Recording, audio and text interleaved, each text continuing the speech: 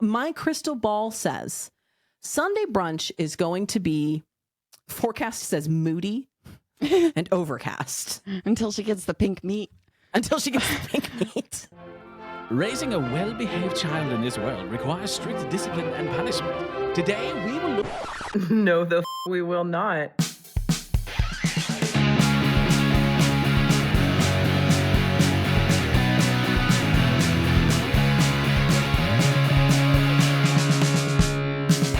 Hello and welcome to Childproof. I'm Tori Phantom. And I'm Gwenna Lakeland. And today's podcast is dedicated to all the times we've let our children find out. As in, they tried a thing. We knew it wasn't going to work out the way they thought, and we had to let them find that out.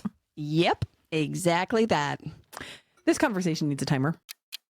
Okay, so before we actually begin, last week we said that we were going to try to meter Mama Cuss's cursing. How did I do last week?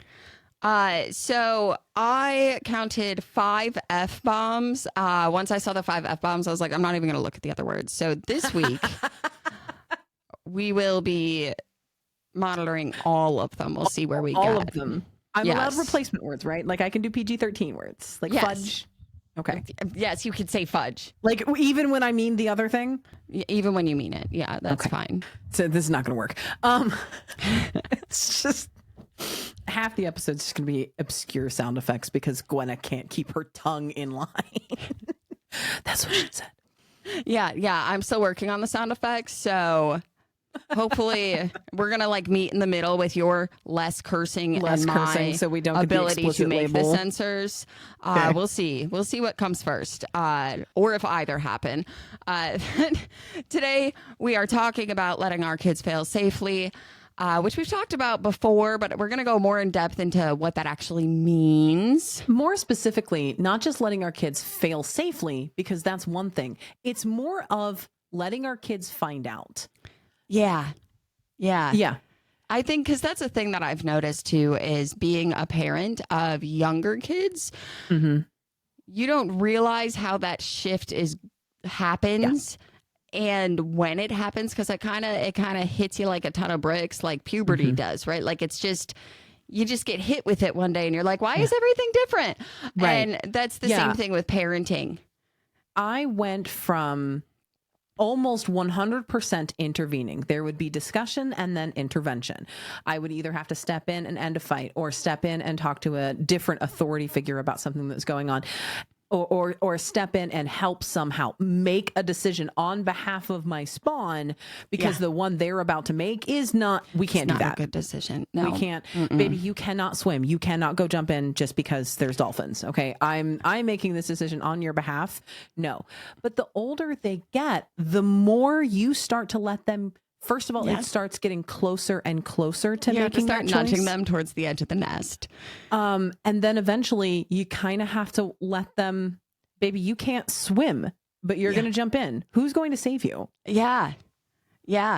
Have you thought through all of the consequences of what happens if you jump right now? Probably not. Your brain is still new at that. So now I'm going to remind you to think about it. Mm-hmm. But whatever choice you make is the one you make. Right. And then as you're like hauling them up by the collar of their shirt, wet and sputtering, how did that work out for you, kid? Yeah. And not like, it's having to stifle the I told you so dance. Yeah. Uh-huh.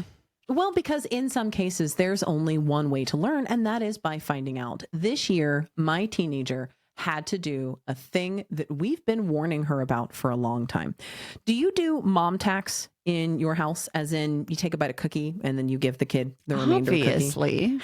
So we do mom tax, we do dad tax, and we have always taken the opportunity to explain the very basics of taxes with that. Why do you get a bite of my cookie? Most of the time, the real answer, the one they don't want, is because that was entirely too much cookie for me to give you in one sitting. Yeah. So why is the cookie 4 servings? Why is one cookie 4 servings? That's just cruel. Just make me 4 cookies. Right. So I took a bite of cookie because I got a little bit of cookie and you got a more appropriate serving of cookie. But also, let's talk about, well, how do you think firefighters are paid? How do you think paramedics are paid? Where do the roads come from? Like all of those things cost money. So what happens is with taxes, and like we've used that as an opportunity for years. Yeah. Yeah. No, that's the same with my American Revolution obsessed family. My kids were like, taxes are awful. And I'm like, no, taxation without representation is right. Taxation is, you have to pay money because you made money. That's the money you pay for making money. Yes. But here's why it's good. Right. You like those sidewalks they finally fixed? Yeah. Yeah. How do you feel about having a municipal water supply? Okay. Yeah. Right. So all of those things are, if someone breaks into your house, would you like a police officer to come help? Okay. So taxes are important. So we had that discussion, but this year, my eldest, who is 17 years old, hit a new milestone in that she had to file her own taxes. Oh, this poor year. thing. Poor thing. How did that go? It's so needlessly complicated. I know. It's difficult. Two things happened. First, we started telling her in January. We knew how many jobs she had, so we knew how much paperwork we were looking for, and we got that paperwork in really, really quickly. And we have been telling her since January, hey, April 15th. April 15th. You have to do this by April 15th. Here's how to do it. You let us know anytime you're ready. I feel like at that age, you just don't understand the consequences of not filing your taxes. Right. And we discussed that. We're like, like you have to do your taxes. Like it's a part of, the privilege of the American rights that are privileges. Like those things have to happen. You have to pay the taxes. Okay. And we can complain about the whole system of that. But let's learn how to do our taxes, and then we'll criticize the entire system together. Yes. So one anyway, step at a time, baby. April 13th rolls around and she hasn't done her taxes. And we do have to do the thing where it's the intervention. So she's yours. Yeah. So she logs on. She's figuring it out. And unfortunately for her, her taxes are not as simple as they could have been because of one of the types of jobs she has. It turns out she has to pay taxes just a little bit. I mean, for her, it's a lot. Well, yeah. In the grand scheme everyone of things, knows, like $20 is not a lot to have, but it can be a lot to owe. Right. Yeah. So she owed just a little bit because of various ways that her taxes were handled previously. It's fine. I had expected it. I also knew that she was going to have to pay TurboTax because of this little tax quirk. She wasn't going to qualify for the free filing. So I knew that was coming, and I definitely hired her for a few extra odd jobs and even tasks to make sure that in her bank account, I had padded it through her earning to be able to pay her taxes and to be able to pay her fees, because we'd sort of already run the numbers because we had this paperwork. Yeah. And it's like the fun part of letting your kids fail safely is you've already figured out all of the fail safes and safety nets. You've pre-done that work because you have to let them fail. Yeah. But then you're like, I'm going to help you clean it up though. Yeah. So she filed everything, and we kept asking her, do you want us to check it over? Do you want us to take a look? There's a couple things that are a little different and you've never done this before. She goes, no, I got it. An hour later, she runs into the room. They rejected my taxes, and then just becomes a teenage flavored puddle on the floor. Been there. Yeah. Happens to the best of us. It was one singular error in clicking a box, and it rejected the whole thing. And we're like, listen, this is part of it. And she's, we're fixing it. We're having to look up this form. So at one point there's Jack, there's me, there's my eldest. We're all like looking at screens and looking at phones and then poking an iPad over here as we're trying to figure out what this one stupid box means. And at one point she, is it always like this? Yeah. Yeah, no, it's always like this. Yeah. She goes, it's always hard and confusing. I was like, to be fair, with practice, it does get a little easier because you simply expect that stuff like this is going to happen while you're doing your taxes. You're going to have to spend 20 minutes looking up Form 8652 only to realize, oh, I am exempt from Form 8652. You're just asking me about it for no good reason. Yeah. And I was like, but yeah, no, it's always confusing. We spend a lot of our time as adults confused, and I watched as that You're making me want to criticize the system again.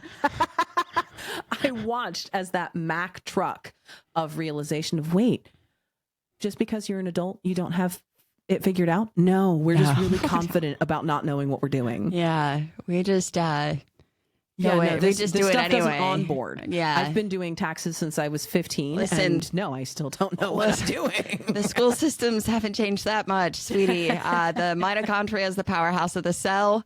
That's what I know about taxes. Okay. But then she asked me the question that I had to fess up to. She goes, why didn't you warn me? I was like, because it wouldn't have made sense until you got here. I had to let you F around and find out. Uh-huh. And you needed to do it. And Yeah. if I warned you, you would have avoided it even harder than you were. Yeah. Mm-hmm.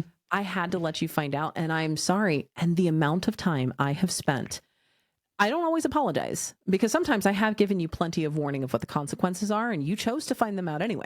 Mm-hmm. But sometimes I do have to be like, yep, I did withhold that information a little bit because it was going to make it more complicated to know what you were walking into.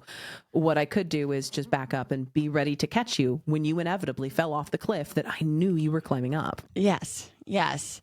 And I think like you've been in this zone for much longer. Yeah. And I am newer to it. And You're was- just entering. Well, not just, no, but not just, but it's super fresh still. fresh, yeah. And it was funny because I had really my first instance of this last year, and it was a talent show. My kid and their bestie, they decided to enter it and do this duet. And now bestie's mom and I are very good friends.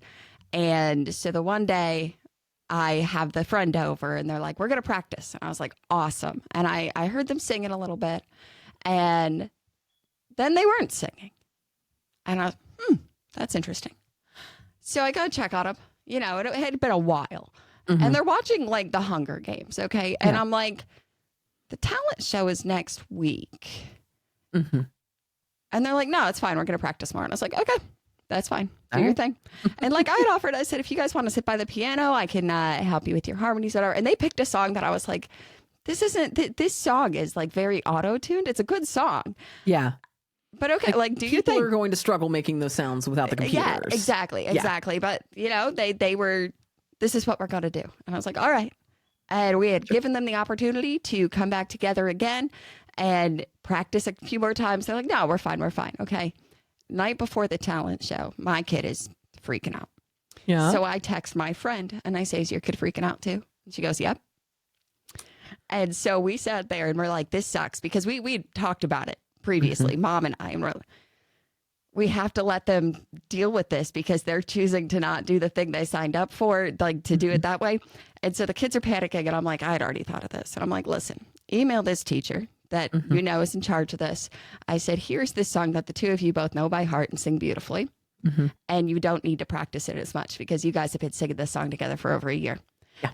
And well, I don't want to reach because I don't really know this teacher well and this and that. And I'm like, you have two options. You can go and do the song that you already have planned, or you can ask if you can switch it last minute. Yeah.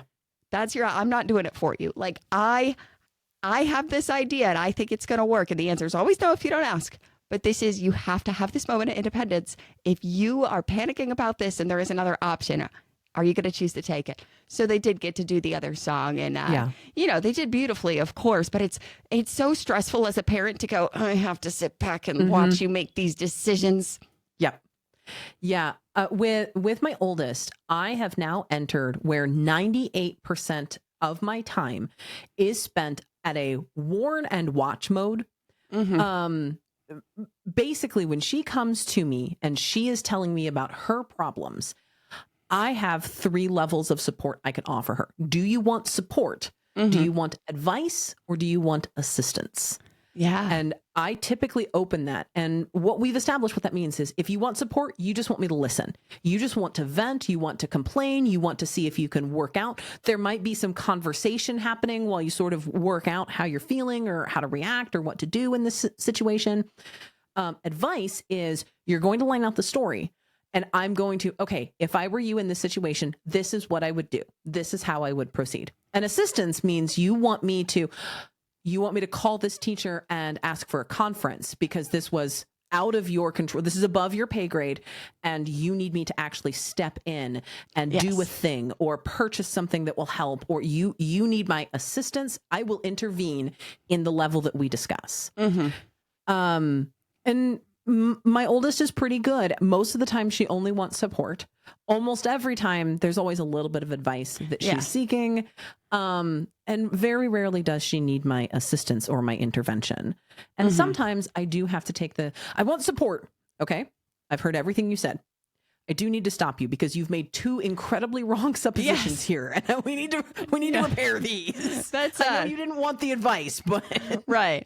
That's instead of advice. Sometimes I offer an alternative perspective, just for you to consider. I'm not actually telling you what to do. It's just more things to put into that little spiral you're in. Right. I fear that given my experience with what you are currently going through, you are so confidently wrong about this one important thing. Yeah. That's not how that works. Let's set that right and see if that changes your experience just a little bit. Yeah. And I think that's the hard thing too, is like understanding when to be that safety net and when to encourage the independence and when to step in. And that's, I always used to wonder when my kids were younger, because again, I'm fresher here, is when will I know? When will I know when it's time? But you kind of do. It kind of hits you. Yeah. There's like a moment where you go, I'm not going to do this for you. You have to do this, and you don't have to like it. That's kind of part of being a person. So we're going to run an experiment here. I am going to pull out my crystal ball. All right. And I'm going to try to predict the future based off my experience and something that I know is about to unfold with my oldest. Yeah. My oldest has prom on Saturday from when we are recording this episode. Okay. So in 3 days from when I'm recording the episode, she has her junior prom. So it's her junior prom. It's not the end all be all. It's not the one that we'll remember forever, but it is an important event. She's very excited to go to. She's going with a bunch of friends. And then she has also decided to go to after prom. Now, this is notable because after prom typically goes till 2 or 3 o'clock in the morning. In our town, it is a school-sponsored event. So they have the prom, and then a bunch of the booster clubs get together and throw the after prom. That's just how it works in our town. It may not be how it works in yours. But she has chosen to go to this. This is critical because the following day is Easter. That's a wild timing for prom planning. Especially in the buckle of the Bible Belt. But that's when they've got prom. They've got prom the day before Easter. They've got after prom the day before Easter. My family is enormous. And again, we live in the buckle of the Bible Belt, and many of them find their faith as an important guiding principle in them. So Easter is a big deal for them. Easter is a big deal for Abby because it's the one and only holiday she likes the holiday meal. It's my least favorite holiday meal.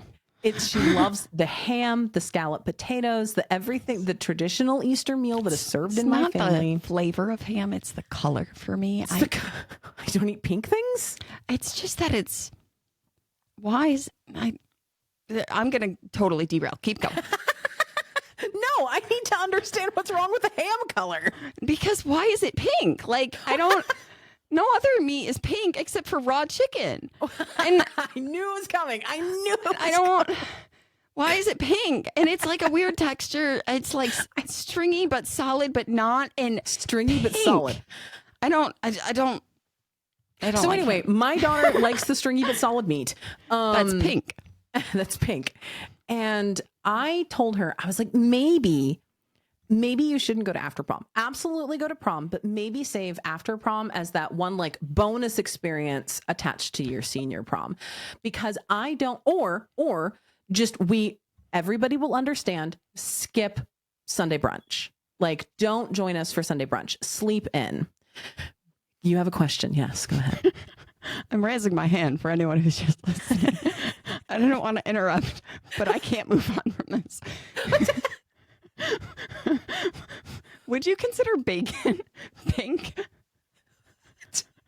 No, bacon is like crimson. Okay, that's what I thought. Sorry, continue. It's red and white. I eat bacon, but I'm like, wait, is that pink? Does that qualify? No, it doesn't. Okay, I just wanted to confirm. Keep going. No, you're right. No, it's not a pink food. Okay. Ham is a pink food. Okay. Maybe an orange food. But that's so you told her to skip brunch. I told her either skip the after prom and save it to make your senior prom extra special because that's the year that she went to after prom too, or skip Sunday brunch. Like no one will be upset. Everyone will be super excited that you had such an amazing time at your prom, and we'll have all the pictures and it'll be great. Like it's not a big problem, but I don't think you have time or space to cram all of that into this same weekend. Yeah. So I feel like you do the prom full or you do Easter, but do both of them at like half strength. Like, I don't feel like you have, and she's like, no, I want to go to Sunday brunch and I want to go to after prom and I'm going to do both. This child has an excellent relationship with sleep. She doesn't sleep too much. She doesn't sleep too little. Right?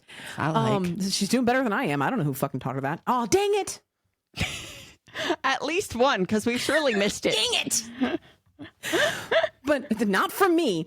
I can't even control my own mouth. So, but when she does not get enough sleep, she makes it everyone's problem. So my crystal ball says Sunday brunch is going to be, forecast says moody and overcast. Until she gets the pink meat. Until she gets the pink meat. Okay, I guess we're going to make it a bet because I think that she's going to be fine. Just to prove me wrong. You know what? I'll take it. That's part of it, but the other part is that she has the privilege of youth on her side. Because like when I was young, I could pull an all-nighter and be fine. I could go on 2 hours of sleep, 5 hours of sleep. Anything now, I need like 6.5 hours of sleep at least, but it has to be at a certain window. If I get that amount of sleep at the wrong time, it doesn't work. It's all gone. Yeah, but she's a youth, so that's our bet now. So anyway, you'll have to come back next week, and I will update you on how well prom, after prom, and Sunday brunch. Wait, what are the stakes here? I think that whoever wins gets a 5-minute uninterrupted special interest dump. Yes, no, I agree. Okay, I agree. 5 minutes uninterrupted, and like the other one has to sit and listen. Yeah, and be interested. And be interested and like ask good questions. Yeah, active listening. Active listening. Yeah. All right, deal. Okay. It's a bet. Deal. I am actually going to interrupt my own sentence here because we have to pay bills. Hey, hi, sorry to interrupt, but I need to let you know that Childproof now has official merch, shirts, stickers, some other stuff. Do you need a shirt that says The Game so everyone who reads your shirt loses the game? Of course you do. Click the link in our description to get your official Childproof merch. Thanks for supporting our podcast, and back to whatever we were talking about. Thank you for that. Please order shirts. In this next section, we're going to do a rare disclaimer because we are about to be discussing pet loss and death. So if that topic is heavy for you right now, or if you're listening with littles who are not yet ready to tackle this conversation, please pause and return. Sensitive listeners, please continue with caution. So sometimes finding out does not involve any effing around.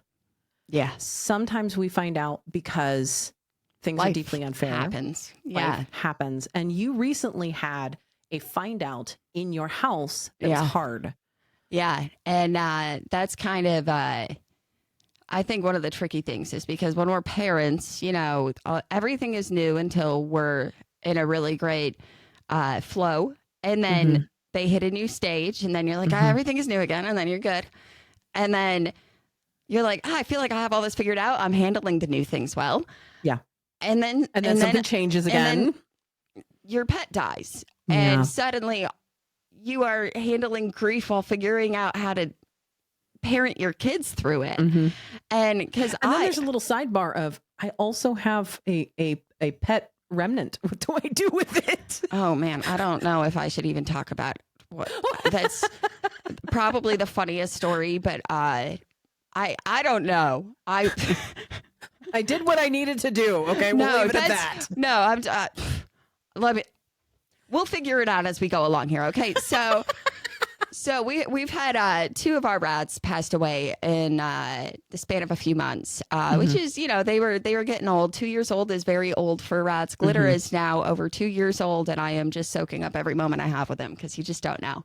Right. But so Maple it was the hardest one because it was sudden. And Yeah. I was literally like in my room pacing around doing a voiceover on a video at 9:00 at night because I don't sit still. So if you ever hear a voiceover video that I do, please know I was just pacing in a circle talking to myself. Okay. Do you ever get yourself dizzy when you do that accidentally? Sometimes. So I heard a squeak. Now, anytime I hear a squeak from the cage, I go there because the thing about Maple is he was kind of a jerk, but like in a loving way. He was just kind of like an older brother energy. And also they just squeak sometimes, but I always just check on them. And I heard this squeak and I turn, and I won't give you the full graphic details. But it was not pretty and not how a rat it wasn't was like, behaving. yes, it wasn't like graphic, like gross. It was, I knew something was very wrong, and I scooped him up and he passed away in my arms. It was very sudden. I think he had a stroke. And I had like FaceTime Jim, and he like, we're just like crying. Okay. And because your partner doesn't like the rats. yeah, totally. Totally. And so Your partner loves the rats, by the way. he's come around. He says good morning to them. Good morning to the rats. Yeah, while I'm still in bed, we'll go and say good morning to the rats. So, and he says good night to them too. So anyway, the benefit we had on our side is that the two littles were already asleep. Right. So we did tell my eldest, and I gave them Puppy, which like Puppy was given to me when I was 12 and my cat passed away. My dad found comfort. Yes, my dad creature. found Puppy in a tree when The his stuffy, dog by the way. passed. I know we're talking about pets. Puppy is a stuffy. Yes, Puppy is a stuffy that has been in my family for 80 years.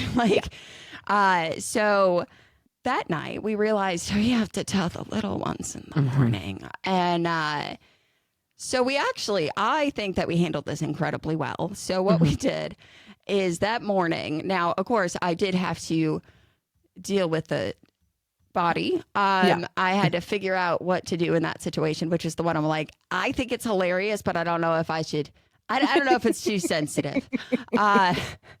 Maybe we'll do a mini-sode at some point and just to tell the most ridiculous, dark humor story. So anyway, so he is taken care of, okay?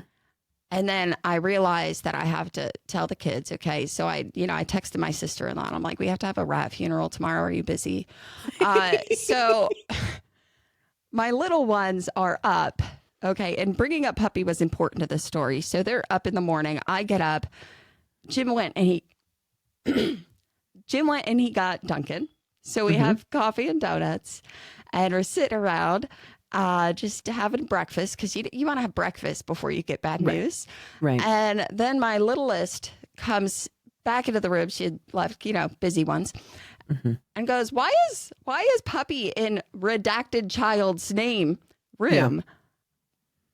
She knows what Puppy is. She knows the story of Puppy. Hey, Puppy kids, everyone go grab your favorite stuffies. We're going to have a family meeting. Grab all your favorite stuffies. Why? Just because we're going to have a family meeting with all of our favorite stuffies, right? And so both of them come back with handfuls, okay? We got Alexander Hamilton and George Washington, the doll, and we got the racks, and we got all of the favorite stuffies. Both of them have armfuls. And then we just bluntly gave them the news in a kind way.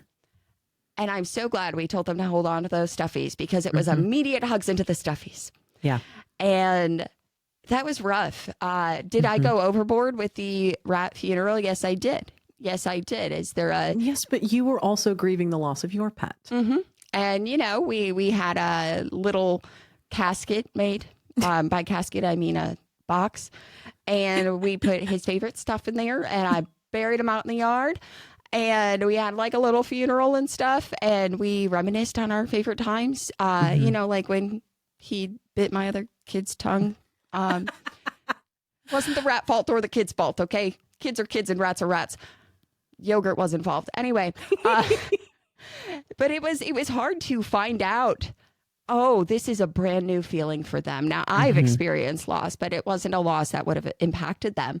And so to have to navigate that in the different ways that they needed, because everyone experiences grief and needs something different from grieving and what they need for that support. And to navigate that all and to not hide my emotions, but to not be a blubbering mess at the same time. And I was like, I'm finding out today. Yeah. This is rough. We have been playing a very cautious and careful game. My kids have experienced one pet loss, but that pet had a very serious illness toward the end, and we knew it was waning, and we were able to make the decision for that pet. That's enough. We are no longer in a good quality of life. There's no making it better. There's nothing left we can do. We're going to be, honestly, if we hadn't been intervening, nature would have claimed you well before now. Yeah. So we're all done. And we were able to mentally prepare, okay, Katie's not going to be here anymore. When we lost Syrup, he had been sick for a while. We'd been bringing him to the vet, doing the medication. So that one wasn't as shocking. That one was navigated so much better. Yeah. Yeah. So, but we do also have a 12-year-old dog whose breed typically only lasts about 13 to 14 years. So we theoretically have a few years left, but maybe not. We're pretty much at any point this dog could get sick, and it's probably the end if this dog gets sick. It's just an old puppy. She's lived a good life, and she's lived her whole life with us. So we have been mentally preparing. We have been referencing, look at that salt and pepper. Did you get into the powdered donuts, puppy? Because her face has gone all gray. Old lady hips. Be real careful with her hips. Her hips hurt a lot. So we've really been hammering in. She's slowing down. Why doesn't she play like our smaller dog? Well, she's older and things hurt sometimes, and she just doesn't have the motivation, and she just doesn't want to. She likes to watch the smaller one play. So we've been doing a lot of, she's powering down, she's calming down. And now we've started to introduce, someday when Layla isn't alive anymore and Layla is up on the shelf with Katie, which Katie is the dog who we were able to selectively choose and say goodbye to in a very timely, expectant manner. We may or may not have that option with Layla. We may wake up one day and Layla doesn't have any more wake ups left. Oh, okay. Yeah. we used all the wake ups. Oh, yeah. So we've also been, if you ever walk up and find that Layla is maybe stiff or maybe cold, or maybe you can't tell if she's going to wake up, I need you to come in whatever we're doing. Even if we've asked you, come tell mom or dad or Aya, which is what we call the older one. Just go get your nearest big person and say, Layla, like, we'll come, we'll check, and we'll handle. But we've started doing that level, which feels very morbid, but also... Yeah, but I feel like you have to. And I think it's one of those things that as parents, we want to avoid the uncomfortable stuff in those conversations, because we also don't like to face mortality. Right. I also don't want to find my dog dead. Yes. But it could be around the corner for me. Yes. And as we know, when you are prepared for it, it doesn't make it easy. It just makes it not as bad. That suddenness and that total overwhelm of, this is so shocking because I have never even thought about anything to do with this. Yeah. It's that preparation that comes with it. Right. And I had a friend call it pre-grieving. Sometimes when we know it's coming, we can pre-grieve. Yeah. When grandma is put on hospice, we can start pre-grieving, because that's what hospice means. It means it's almost time to say goodbye. Yeah. When we've got rats and dogs that are nearing the end of their natural lifespan, we don't want to sacrifice the time that we have left, but there is still, the grief is still present, because the loss is coming. Yeah. Yeah. Yeah. So it's okay to prepare your kids, because they are going to have to find out, and it's still going to slam into them. And it doesn't matter how much preparation the first time they experience that type of loss. Oh, and I'll tell you too, the other thing you end up finding out as a parent is because little ones process things differently. And especially the younger they are, the more blunt they are with just, there's no filter. They just, what goes in their head comes out their mouth. And my littlest, we get the ratty box deliveries. And shortly after Syrup passed away, we got a new one. And my kiddo just so casually, just so nonchalant, sees the package and goes, I wish Syrup and Maple were still alive to enjoy that. And just like, me too. Yeah. Well, and it also affects them in interesting ways. Our dog, Katie, she passed of stomach cancer. And which means at the very end, when we decided, she had lost a lot of weight really, really quickly because her stomach wasn't doing what it was supposed to do. It had the cancer. And so she went from healthy puppy to skeletal puppy in just a couple months. And it was, whoa, where did this come from? Like, we knew, but it was really fascinating to watch. Well, fast forward, Katie's been gone for a few years now, and we have a dachshund named Rosalind. And Rosalind decided to protest her food. She just decided she didn't want her food anymore. And so she refused to eat it. And we figured out pretty quickly, because this is not the first time she's done this. So we just switched her food. And my son walks up and he goes, Mom, are we going to have to put Roz to sleep? Whoa, what? Huh? What? Well, she stopped eating her food. And that's what happened with Katie. Oh, buddy. So what Roz did is very different than what Katie did. And then we had to have that conversation. No. Roz isn't sick. Roz is a jerk. Yeah. I stopped myself there. There was so a different proud word. of you. Yeah. Roz is being picky and very brand specific, like on brand for a dachshund. Katie was actually sick. It wasn't her choice to stop eating. And even if we changed her food, it wasn't going to make what was wrong with her better. Yeah. So we're talking about two different things. So, well, I can't say that this dog will not have the same fate as Katie, because that's a random occurrence.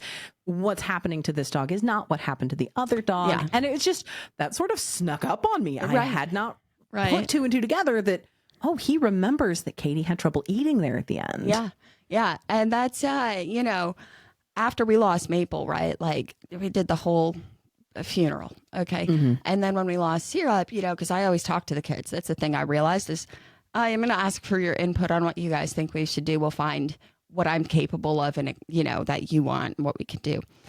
And I had said to them, I'm like, do you want to do a full funeral again, or do you just want me to bury him? And they kind of thought of, and it was unanimous, like, can you do that part? It was just too much. Yes, I can. And so did I have a solo rat funeral at 11 o'clock in the morning on a Monday while my kids were at school? Yeah, I did. But I cried enough for all of us. Yeah. So I think the other kind of morbid thing that we have done for our kids, we have not, I'm not going to call it an opportunity. That is the incorrect word. We have not had the chance to do this for the littles because some very specific things have to happen.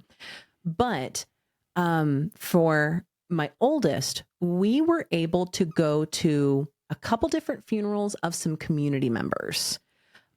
Just some folks that we know passed away, but we didn't know them well. They were friends, but not close ones. And we decided to go ahead and take our oldest to that funeral because she was going to be very bored. We chose not to go to the wake, and we definitely didn't go to the graveside because we weren't that close to the family. But we did go to the funeral itself, and we talked to the oldest about, this is what a funeral is. This is what you can expect. This is what might happen.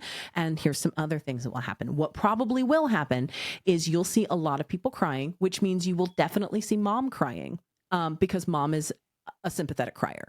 If other people are crying, so is mom, whether she is feeling the same thing or not. I will cry because you're crying. No one cries alone in Gwenna's presence. Okay. So those are some things to see.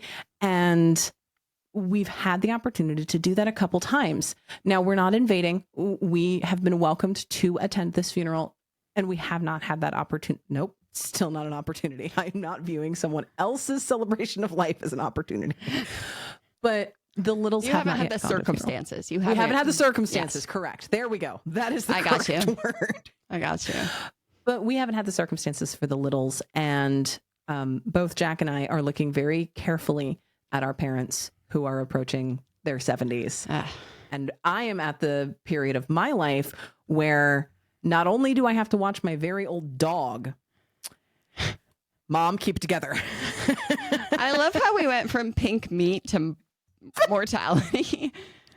I need you to know this is 100% not in the notes. This was not where we meant to take this episode at all. So I feel like we do have a little bit of time before the timer. So why don't we talk about how to decide when to let our kids quit things? And specifically because that's something that we've been thinking about in our house Yes. recently. Are you guys thinking? Are we at a quitting space with one of the activities? No, Hadn't heard this yet. we were considering. One of them was considering quitting gymnastics, and that's yeah. the one who loves the gymnastics the most. And I was like, That's why? odd. That is very. Did something happen? What is going on here? I'm cool with quitting, but I'm going to need Yes. context, kiddo. Yes, and because I think that's part of it. Yeah. Is if you want to quit, tell me why. Just because it's hard, just because of this, right? No, it turns out, I don't know how much you know about gymnastics. Do you know what a pullover is? Yes. Yeah. So if you don't know what a pullover is, there's like that straight bar that goes across and they can pull themselves up on it and they do a flip over it. Yeah. Now, my kid is in a beginner class and part of that is they have the bars, they do like different stations. And one of the stations, the coaches will help them up and kind of push them through the motion of a pullover. And my kid didn't tell me that she hated the pullover. No, she said, I want to quit. And so I pried. Why? And it's just that station at the bars because it hurt her belly and she didn't like it. And I said, do you like the rest? Yeah, I love it. Then why would you quit? Well, I don't want to do that thing.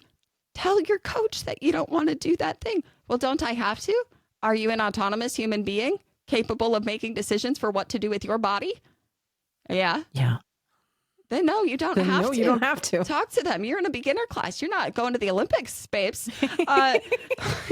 And so she did and I watched her, just march up and advocate because that kid's never met a stranger. She's not afraid of anything socially. And I don't understand it. And she talked to them and I saw the little happy dance. And then I talked to the owner because we're just buddies. And I was laughing with her about it. And she's like, we have a modification. There is a this. It's kind of almost there's like a way to pool do it, noodle. but- There's a pool noodle type device that they can put on the bar for kids that are more sensitive and it hurts. And she's like, let me go get it for her. It looks like they're going to the bars. There is a way we can help her with this. Yeah. Oh, cool. I had no idea. That's why we talk. And that's why I always talk to my kids about self-advocacy. And if your self-advocacy advocacy doesn't work, if an adult isn't respecting you and it is a reasonable thing, that's when I will come in. And That turns that's out where we intervene. that is that intervene moment. And I always tell my kids, I have your back, but I want to see you try yourself. Yeah. Well, see, and I had a very different experience again with my oldest. She had at the beginning of the year signed up for 3 different activities: for cross country, which was seasonal, for weightlifting, which took all year, and for track, which was seasonal, opposite of cross country. And this year she got Me finding out track and cross country are different. track and cross country are I different. had no Track idea. is run on a track for her. I can only describe what she is. So please don't tackle me in the comments going, actually, no, don't Reddit me. For her, track, actually, all of the events take place on a paved or concrete or cement track, whereas cross country is in a field. Okay. There are slightly different disciplines. So she really loves cross country. She likes the sort of detached running sensation. She likes up and down the hills. She likes not knowing if her ankle is going to survive the course, that it works for her. Okay. She likes picking up and putting heavy things down. Again, there is a catharsis in it, and she has learned over the past few years that motion is important to her. Her mental health suffers when she doesn't have a physical outlet for motion. Mood. Right. So she knows that about herself. And then she got to track, and it was constantly, I don't like the track. My form is always wrong, because your form for cross country and your form for track get to be a little different. And she does not like them. She didn't like what was going on. The meets were at really inopportune times for various reasons that were very logical for her. When she's looking at her priorities, I was like, she was stressing herself out. So I said, do you want to quit track?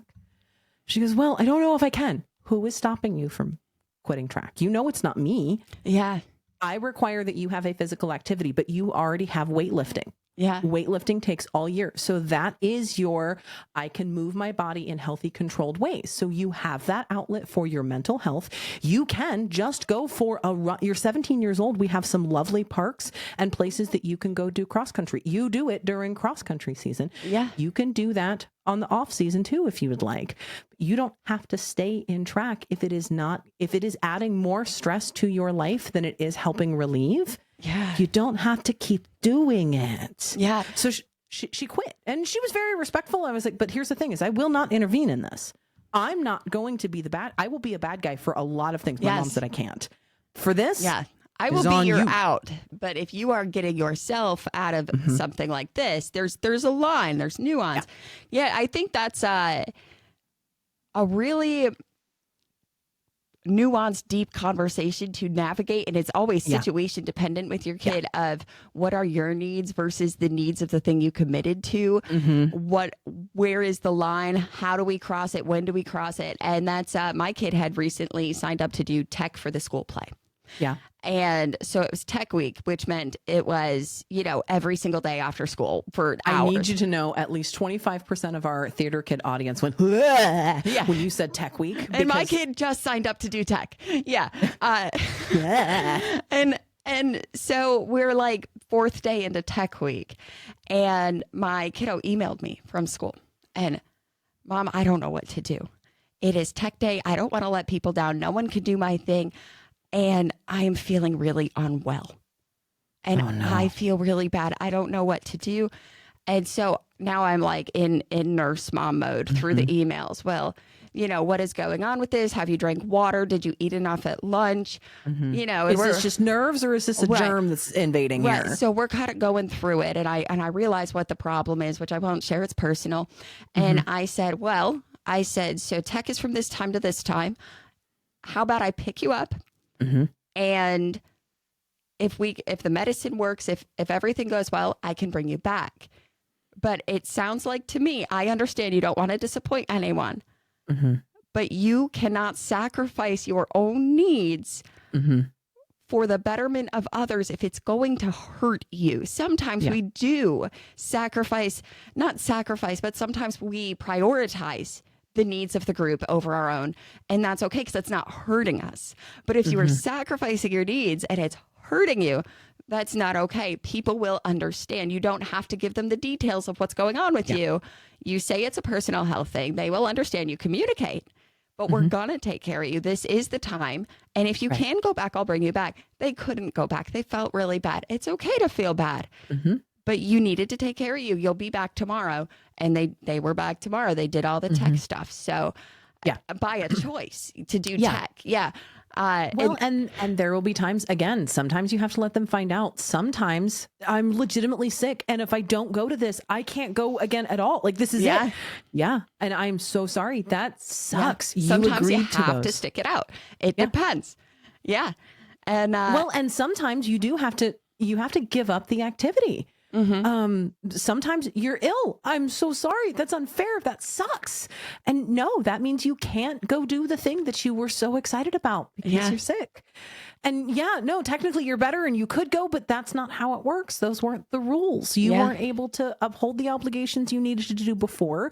So the consequences of not even your actions. And I think that's one of the hardest things in the find out mode is sometimes we have consequences for things that weren't our choices. They weren't our actions. Some other thing outside our control or decision making happened, and now that's where we find out that things aren't always going to be fair. Yeah. And that's the thing that I've had to navigate with my little ones is when a class gets a group discipline for the behavior of the class. And my kids, I always hear like it's like such upset. Like, Mom, I was doing the right thing. I know you were. I know it's really not fair. I also hate it and I have feelings about it too, but sometimes you end up facing the consequences and there was nothing you could have done about it. Right. But you still did the right thing and I'm proud of you for doing the right thing when no one else was. That's good integrity. Yeah. And that's our timer. What a roller coaster this episode was. That was intense. I did not expect us to go where we went. No, I didn't know that was coming. Yeah. Anyway. So that was a bright, dark episode. Thank you for listening to Childproof. We want to hear from you. Email us at the place where you email us. Childproofmail@gmail.com. Childproofmail@gmail.com. And be sure to give us a like, subscribe to us on YouTube, on Spotify, wherever you're listening, and turn on your notifications on YouTube. That's Childproof Podcast on YouTube. We hope to see you there. Whether you listen to us on Spotify, Apple, or any other streaming service, leave us a rating. Please subscribe to us on Spotify and leave us a rating. All the places. It actually matters. It really, really, really matters that you rate us and leave a review and say hi, because we want to hear from you. And be sure to check out my new Founding Father series on YouTube. I need you to know there was a moment when Gwenna was talking, and I really wanted to talk about Benjamin Rush because it was relevant, and I kept my mouth shut. I don't deserve anything, because if I say I deserve anything, Gwenna will deliver 500 pounds. Do you want some But cookies? Actually, now that you mention it. And also check out The Soul's Guide to the After Death, which is Gwenna's new book, and it is so good. It's so good. I had early access to the audiobook version, so I got to experience it a new way, and I almost think I like the audiobook version more, because Gwenna's a great actress, turns out. But both are linked in the show description. And remember, sometimes our kids are the assholes. And sometimes it's us. It is always Tori's smoke detector. Oh my gosh, go change its batteries. You can hear that? I've been sitting here this whole time going, is that my smoke detector? The whole time. Is that what that is? Oh my, okay. Enjoy your pink meat. I'm going to go change my batteries.